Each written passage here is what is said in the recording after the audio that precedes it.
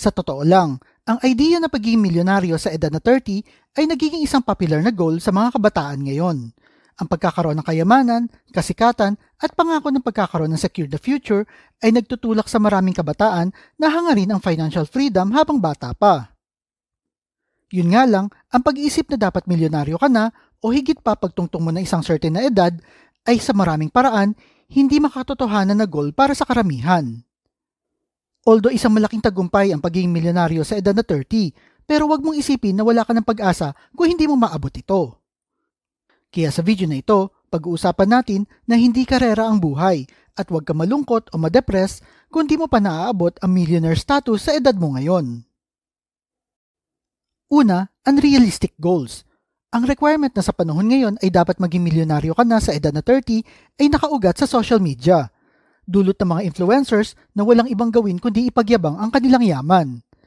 Although masarap isipin na maging milyonaryo, karamihan sa mga Pinoy ay kadalasang mahirap para sa kanila na maabot ang status na ito. Dahil na rin sa mga factors tulad ng kawalan ng sapat na guidance at kaalaman, pagiging breadwinner ng pamilya kung saan ay binubuhos nila ang kanilang kita sa kanilang mga pamilya at marami pang iba. Isa pa, ang pressure na maging milyonaryo sa edad na 30 ay parang may mabigat na pasanin sa balikat. Tandaan na ang buhay ay hindi palagi maaasahan o patas at kung minsan may mga bagay na darating sa iyo na hindi mo inaasahan. Kapag nakafocus ka lang sa pagiging milyonaryo sa edad na 30, mahirap itong tanggapin kung hindi mo ito naabot. Karamihan nga sa mga tao ay hindi nagiging milyonaryo sa buong buhay nila at marami sa kanila ang pumapanaw na hindi man lang nakakakita ng 1 milyon sa kanilang bank account. Kaya kahit na sa pakiramdam mo ay mabagal ang progress mo, isipin mo na lang na mas angat ka pa rin sa karamihan. Ang pangalawa, enjoy the journey. Habang ang pagiging milyonaryo ay ang ultimate goal para sa karamihan, sa halip na makipagkarera sa oras, isipin mo na lang ito bilang isang journey mo para mawala ang pressure sa sarili mo. Maraming paraan upang makamit ang tagumpay at hindi lahat ito ay nangangailangan na maging milyonaryo ka sa iyong 30s. Ang tagumpay ay isang personal na concept at maaaring magkakaiba ito sa bawat tao. Habang ang ilan ay maaaring sukatin ang kanilang tagumpay sa pamamagitan ng kanilang net worth o sa mga material na pag-aari, ang iba naman ay maaaring magbigay pansin sa ibang aspeto ng buhay tulad ng personal growth, stable na relationship o yung paggawa ng mabuting kontribusyon sa lipunan. Ang pera at magagandang kotse ay isang bahagi lamang ng tagumpay. Although mahalaga ang pera para iwas stress sa buhay, pero wag mo namang pilitin na ang sarili mo ay maabot ang yaman na gusto mo at kalimutan na may iba pang importanteng bagay sa mundo. Basta ang importante ay may pambayad ka sa bills mo, may emergency fund ka at patuloy ka nag-i-invest at nagtatabi ng pera.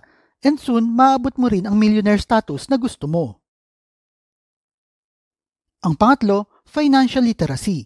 Karamihan sa atin, sa kagustuhan na magkaroon ng financial success, mahalaga rin ang may alam ka. Kahit kaunti sa pag-manage ng pera, like kung paano mag-invest ng pera, kung paano mag-budget, mag-ipon at ang tamang paggastos nito.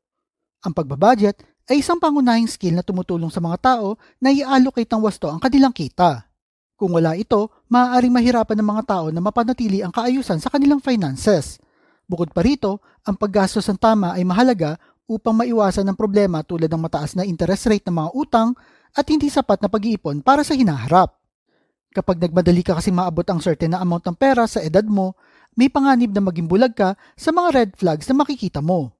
Like sa kagustuhan mong kumita ng malaking pera, ay maiengganyo ka mag-invest sa mga bagay na ipinopromote ng mga influencers na may malaking return of investment daw. Pero isa pala itong scam at uubusin lang ang perang naipon mo.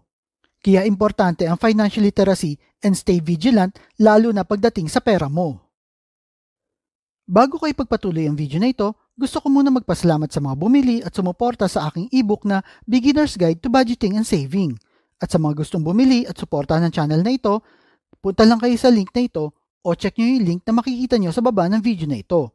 At sa mga gustong maka-discount, gamitin nyo yung code na IAU2024.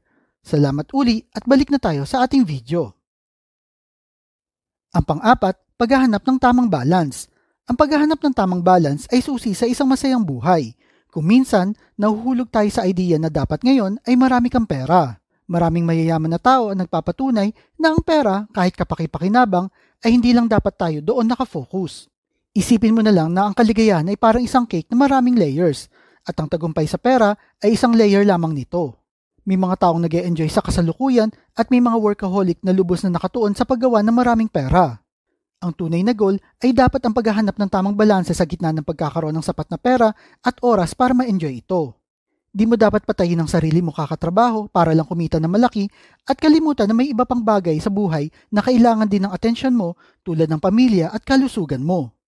Tandaan mo na hindi ka robot at kailangan mo ring magpahinga. Ang sobrang pagtutok sa paghahabol ng kayamanan sa murang edad ay maaaring humantong sa burnout at magkasira ng relasyon. Ang sekreto ay dapat makamit ang balanse sa iba't ibang aspeto ng buhay at iyan ang tunay na kahulugan ng tagumpay. Ang panglima, pagpapahalaga sa present. Bukod sa paghahanap ng tamang balanse, mahalaga rin na matutunan natin na pahalagahan ang kasalukuyang sitwasyon. Ang pagkakaroon ng gratitude o pagpapasalamat sa kung ano ang meron ka ngayon ay makakatulong upang maging positibo at motivated sa iyong journey. Habang tinatahak mo ang daan patungo sa iyong mga pangarap, subukan mo maghanap ng kasiyahan sa bawat hakbang na iyong ginagawa. Ang buhay ay hindi lamang tungkol sa pag-abot ng iyong mga goals, kundi pati na rin sa mga karanasan at aral na matututunan mo habang naglalakbay. Ang relasyon sa mga tao sa ating paligid ay isa ring mahalagang aspeto sa ating kasalukuyang sitwasyon.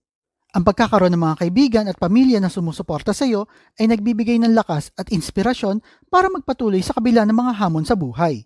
Sa bawat hakbang na ginagawa mo patungo sa iyong mga pangarap, bigyan mo rin ng halaga ang mga natutunan mo at ang mga taong sumuporta sa iyo. Practicing gratitude shifts your focus from what you lack to what you have, fostering a more positive outlook. Ang pagkakaroon ng ganitong mindset ay hindi lamang nagbibigay ng kapayapaan ng isip, kundi nagdadala rin ng positibong enerhiya na nag-uudyok sa iyo na ituloy ang mga pangarap mo. Sa ganitong paraan, mas makakaramdam ka ng fulfillment at kasiyahan hindi lamang sa mga material na bagay, kundi na rin sa mga experiences at relationship na naitataguyod mo habang naglalakbay ka patungo sa iyong mga goals. Although ang idea ng pagiging milyonaryo sa edad na 30 ay masarap pakinggan, mahalagang maunawaan na hindi ito applicable para sa lahat. Sa halip na magpaapekto sa pressure ng lipunan na kung saan lahat ngayon ay minamadali, relax, focus on your goals and enjoy your journey at mararating mo rin yung gusto mong marating. Ikaw ba, narating mo na ba ang mga goals mo sa edad mo ngayon? Type mo naman sa comment section below.